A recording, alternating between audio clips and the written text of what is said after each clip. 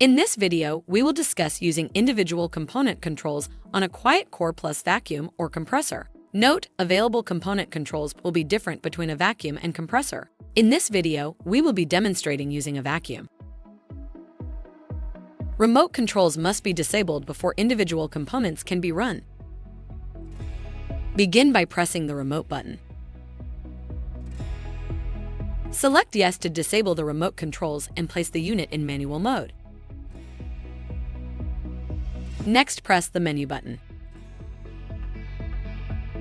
Use the down button to highlight diagnostics. Press Select.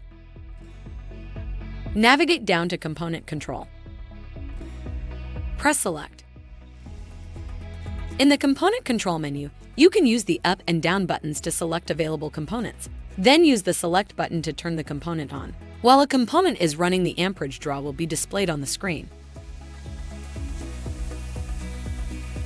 Once a component is activated, it will run for several seconds, then automatically turn off.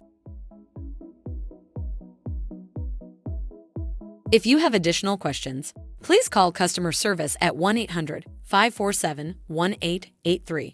A helpful A-dec associate is just an email or phone call away. That's one thing you can always count on.